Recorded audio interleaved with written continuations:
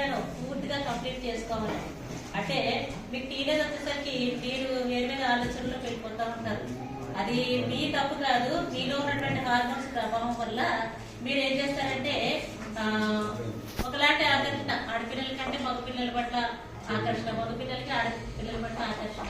ఇది ఆకర్షణ మాత్రమే, అది జీవితం మాత్రం కాదు. ఆకర్షణలో పడి తర్వాత చిన్న వయసులోనే పెళ్లి చేసుకోవడం జరుగుతూ ఉంటుంది. అంతకు చదువు ఆపేస్తారు ఆడపిల్లలు.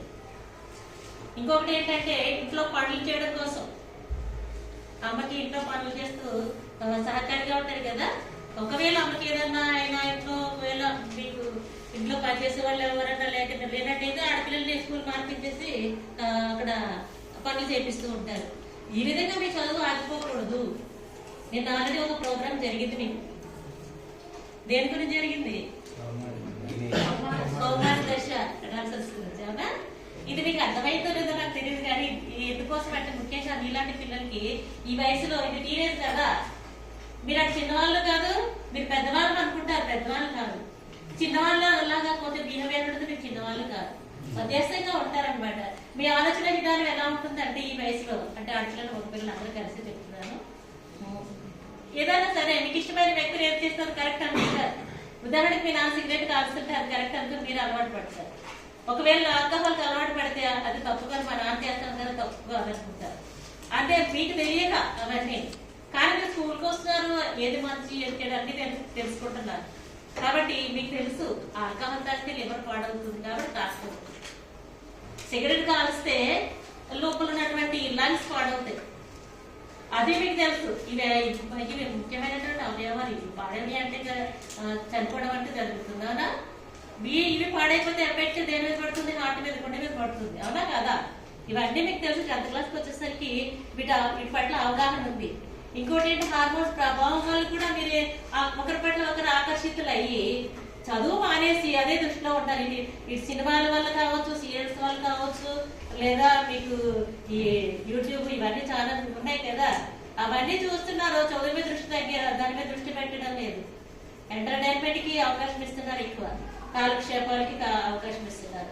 దీంతో చదువు ఏమవుతుంది, చదువుకుంటూ పడిపోతుంది, వేరే వ్యవహారాలకు మీరు వెళ్ళిపోతున్నారు. అది కాదు, ముఖ్యంగా చూడండి, సినిమా వేరు, జీవితం వేరు.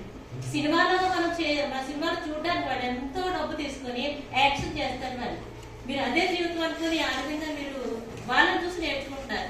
అది ఎంత తప్పో మీకు ఇప్పుడు అర్థం కావడం లేదు. చిన్న వయసు కదా, ఇప్పుడు మీరు పెద్దరిగిన తర్వాత దాని ఎఫెక్ట్ ఏమిటో మీకు అనేది తెలుస్తుంది అనమాట. కాబట్టి ఇప్పటి నుంచి మీకు ఎన్ని ప్రోగ్రామ్స్ జరుగుతున్నాయి అన్ని మీ భవిష్యత్తు గురించే.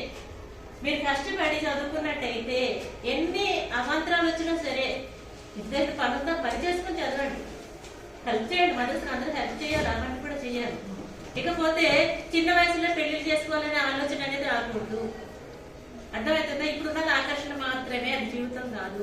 మీకు పెళ్లి వయసు ఎప్పుడు వస్తుందంటే 21 years తర్వాత పరిపక్వత అనేది వస్తుంది. మీకు జీవిత విలువలు తెలుస్తాయి. అప్పుడు మీరు పెళ్లి గురించి ఆలోచించుకోవాలి. ఎప్పుడు మీరు ఒక ఉద్యోగంలో కానీ దేనిలో స్థిరపడాలి ఫస్ట్. అప్పుడు మీరు అప్పుడు పెళ్లి గురించి ఆలోచించాలన్నమాట. ఎందుకంటే కుటుంబం చాలా విలువైంది కదా. అందరికీ కుటుంబ జీవితాలు ఉండాలి, పిల్లలు ఉండాలి, కుటుంబం అంటే ఏర్పడాలి. ఆరోగ్యదాయకమైన కుటుంబాలు ఆరోగ్యదాయకమైన సమాజాన్ని ఏర్పరుస్తాయి. కుటుంబాలన్నీ మంచిగా ఉంటాయి. అంటే ఇప్పుడు మీరు చదువుకున్న చదువు దేనికి ఉపయోగపడాలి? ఉద్యోగాలు చేయడానికే కాదు, మంచి భవిష్యత్తుకి, అన్ని విషయాల్లో కూడా పరిపక్వత అనేది ఉండాలన్నమాట. చూడండి, చిన్న విషయానికి అమ్మ తిట్టిందాను, 10th class ఫెయిల్ అయ్యానో కొంతమంది చనిపోతూ ఉంటారు. అది కరెక్టా? ఆత్మస్థైర్యం లేని వాళ్ళు అలా చేస్తారు, ఆత్మ విశ్వాసం ఉన్న వాళ్ళు అలా చేయరు. ఎటువంటి సమస్య వచ్చినా సరే దాని అధిగమించి ముందుకు వెళ్ళిపోతూ ఉంటారు. సమస్య వచ్చే సమస్య ఎలా ఉంటుంది కదా. 10th class ఫెయిల్ అయితే మళ్ళీ తర్వాత రాసుకుని కట్టడం పాస్ అవుతాం, అంతే కదా. అంతేగాని జీవితాన్ని అర్థం చేసుకోకూడదు కదా. ఈ విషయాలు మీరు అందరూ కూడా దృష్టిలో పెట్టుకోవాలి. ఈ 10th ఆపేయకోకుండా మీరు మంచిగా చదువుకొని భవిష్యత్తులో, ఇక్కడ చూడండి, ఇక్కడ ఏముంది, ఇక్కడ రాసి ఏముంది, మీ విద్య పూర్తి చేసిన తర్వాతే మీరు చదువుకునే పిల్లలందరూ కూడా విద్యను పూర్తిగా కంప్లీట్ చేసినట్టయితే అక్కడ భారతదేశ అభివృద్ధి అనేది జరుగుతుంది.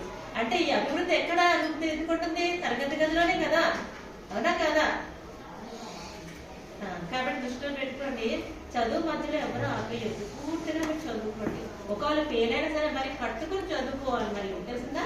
కట్టుకొని అప్పుడు ఇంకా పట్టదంతా చదివి పాస్ అయ్యి మీరు మంచి స్థితిలో ఉంటారు. తెలుసుగా మీరుండే మంచి సమాజం అనేది ఏర్పడుతుంది. సార్ కూడా చాలా విషయాలు చెప్పండి. ఒక మదర్ చదువుకున్నట్టయితే ఆ కుటుంబం అంతా ఎలా ఉంటుందిరా? పిల్లలు మంచి మార్గంలో తీర్చిదిద్దుతుంది తల్లి.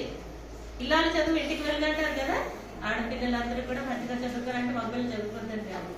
మగపిల్లలు వేస్తే వాళ్ళు ఎట్టి పరిస్థితుల్లో చదువు ఆపకూడదు, అలాగే మా ఆడపిల్లలు కూడా ఆ విధంగానే చదువుకోవాలి.